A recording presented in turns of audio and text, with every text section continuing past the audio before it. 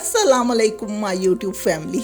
उम्मीद करती हूँ आप सब खैरियत से होंगे, खुशबाश होंगे और अपने अच्छे से कामों में बिजी होंगे। अल्हम्दुलिल्लाह व्लॉग में आप सबको वेलकम कहती हूँ। माह मुबारक यानी कि रमज़ानुल मुबारक की आमद है। किचन के बहुत से कामों के अलावा मैंने पूरे घर की क्लीनिंग भी कर ली है। सबसे अहम चीज़ जो कि मैं शेयर करने जा रही हूँ कि मैंने अपने घर के फर्श को चमकाने के लिए पॉलिश किस तरह से तैयार की और पूरे घर के फर्श को चमका डाला। और इसके अलावा कारपेट, सोफा, डोर्स, फर्नीचर, इन सब की सफाई के लिए जो बातें हैं सारी शेयर होने वाली हैं, क्योंकि मैंने कर डाली है पूरे घर की क्लीनिंग। फर्श पर पॉलिश लगाने से पहले हमने करनी है फर्श की क्लीनिंग। उसके लिए लेंगे एक जग पानी का और उसमें डाल देंगे 2 से 3 टेबलस्पून नमक के यानी कि सॉल्ट। और अब इसमें डालेंगे छोटा सा पीस लेमन मैक्स सोप का। अगर सोप नहीं डालना चाहते तो 2 से 3 टेबलस्पून लेमन मैक्स लिक्विड के भी डाल सकते हैं। खूब पकाएंगे जब तक के सोप मेल्ट नहीं हो जाता। अब आ जाते हैं अपने फर्श की तरफ, जो कि मैंने साफ़ करना है। और ये मेरा सारा फर्श बहुत ही साफ़ सुथरा है। ये मेरे घर का फर्स्ट फ्लोर है और इसका फर्श आप देख सकते हैं, यहाँ पर कोई दाग धब्बा नहीं है, कोई ऐसे निशान नहीं है। लेकिन इसे आपके सामने दिखाने के लिए ये सब करके दिखाऊंगी ताकि आपको अंदाज़ा हो जाए कि किस तरह से मैं ये काम करती हूँ। इस लिक्विड को डाल देंगे सारे फर्श पर, जगह पर, यानी हमने एक ही जगह पर सारा नहीं डाल देना, जगह जगह हम इसे स्प्रेड कर देंगे। और यहाँ पर आपसे एक बात शेयर करना ज़रूरी समझती हूँ कि अगर कहीं ऐसे दाग हैं जो कि बहुत ही ज़्यादा बदनुमा हैं, बहुत ही पक्के हैं, ज़िद्दी हैं, तो वहाँ पर हम टूथपेस्ट का इस्तेमाल भी करेंगे। जहाँ कहीं ये दाग नज़र आएगा वहीं पर थोड़ी सी टूथपेस्ट भी साथ ही लगाते चले जाएंगे। तो जी, मेरे घर के फर्श बहुत ही साफ़ सुथरे हैं, मुझे टूथपेस्ट की बिल्कुल भी ज़रूरत नहीं है। जो लिक्विड हमने ज़मीन पर डाला है उसे फैलाने के लिए हम कोई पोंछी का इस्तेमाल कर सकते हैं या कोई बड़ा ब्रश ले सकते हैं। मेक श्योर कि हर तरफ जाना चाहिए ये लिक्विड। जैसे ही लगे कि ये सारा लिक्विड हर तरफ हमने लगा दिया है और जगह साफ़ सुथरी हो गई है, उसके बाद हमने सादा पानी से भी पोंछी को वॉश करने के बाद 2 से 3 बार यहाँ पर लगाना है ताकि ये सारा लिक्विड यहाँ से उठ जाए। अब हम बनाएंगे इसके लिए पॉलिश, और पॉलिश के लिए हमें चाहिए होगी वार्निश। मार्केट में हार्डवेयर शॉप्स पर बहुत आसानी से अवेलेबल होती है। 100 से 150 के दरमियान में ये मिल जाती है, यानी कि 120 या 130 तक।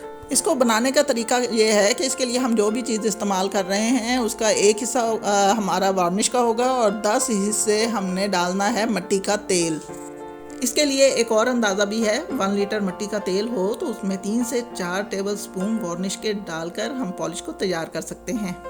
खूब अच्छे से दोनों को मिक्स करेंगे और मिक्स करने के बाद हमने करना ये है कि जिस फर्श पर भी हमने ये अप्लाई करनी है वो फर्श बिल्कुल भी गीला नहीं होना चाहिए, गंदा नहीं होना चाहिए, उस पर कोई मिट्टी नहीं होनी चाहिए।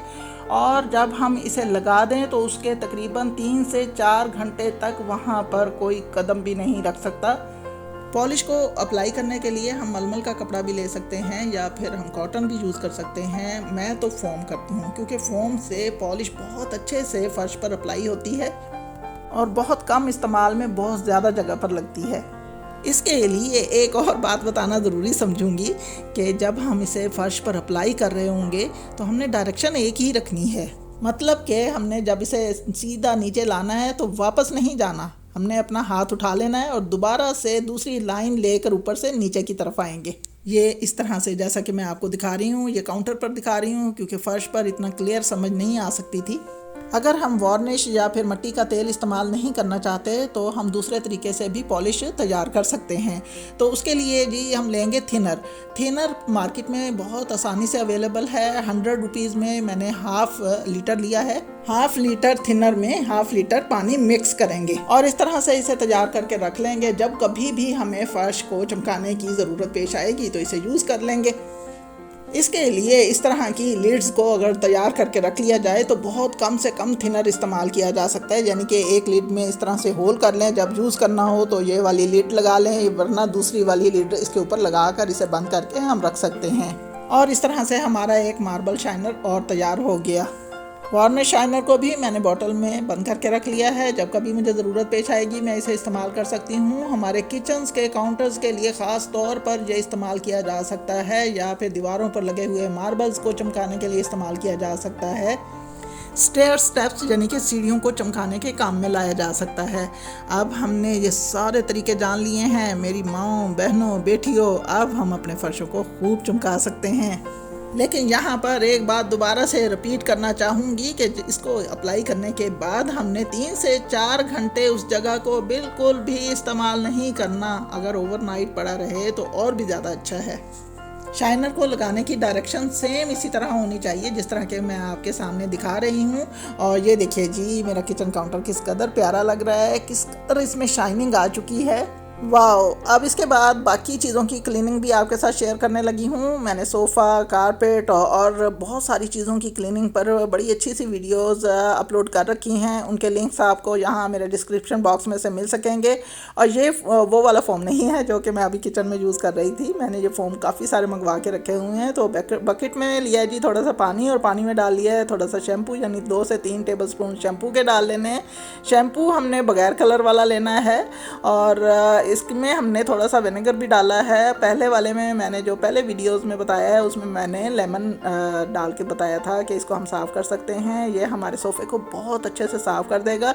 और इसी लिक्विड से हम अपने रग्स, कारपेट्स को भी साफ़ कर सकते हैं। अगर आप ये तरीका इस्तेमाल करेंगे यकीनन मुझे दुआएं देंगे, क्योंकि ये बहुत ही ज़्यादा कार आमद तरीका है।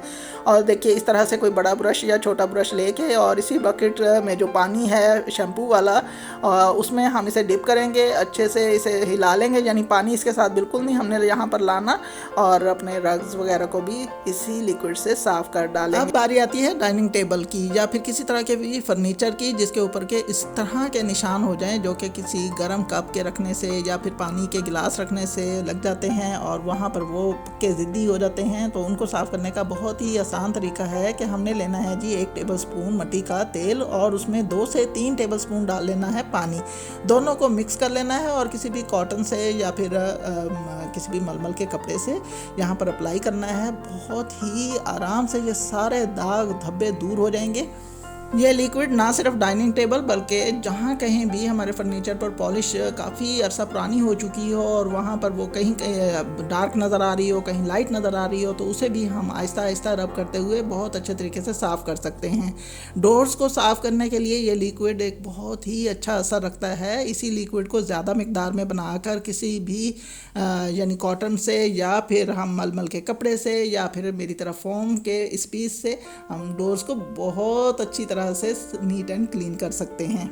और यहाँ पर एक बात बताना ज़रूरी समझूंगी कि जितने भी शाइनर्स या क्लीनर्स वगैरह मैंने बताए हैं, अपनी चीज़ के हिसाब से जितने हमें ज़रूरत है, जितना एरिया है, जितनी हमारी चीज़ बड़ी है छोटी है, उस हिसाब से हम इसकी मिकदार को कम ज़्यादा करके बना सकते हैं। वैसे तो वुडन फर्नीचर को मल्टीपर्पज़ क्लीनर के साथ भी साफ़ किया जा सकता है, लेकिन अगर बहुत ज़्यादा शाइनिंग भी लानी है तो इस बार मैं स्प्रे इस्तेमाल कर रही हूँ जो कि मार्केट से लिया गया स्प्रे है। और अपने सारे फर्नीचर को यानी कि वुडन फर्नीचर को मैंने स्प्रे के साथ चमका लिया है। स्प्रे को यूज़ करने से पहले खूब अच्छे से शेक करना चाहिए और बाद में इसे इस्तेमाल करना चाहिए। तो ये थी वो क्लीनिंग जो कि मैंने अपने घर की आज दिखाई है, और इसमें जितने भी क्लीनर्स जितनी भी चीज़ें इस्तेमाल की हैं 100% वर्क करती हैं। आप भी ज़रूर ट्राई कीजिएगा। और अगर आपको ये वीडियो पसंद आए तो मेरे चैनल को सब्सक्राइब ज़रूर कीजिएगा, लाइक्स भी दीजिएगा, कमेंट्स भी कीजिएगा और शेयर भी ज़रूर कीजिएगा। मुझे आपकी सपोर्ट की बेहद ज़रूरत है। ओके जी, दुआओं में याद रखिएगा। अल्लाह हाफिज़।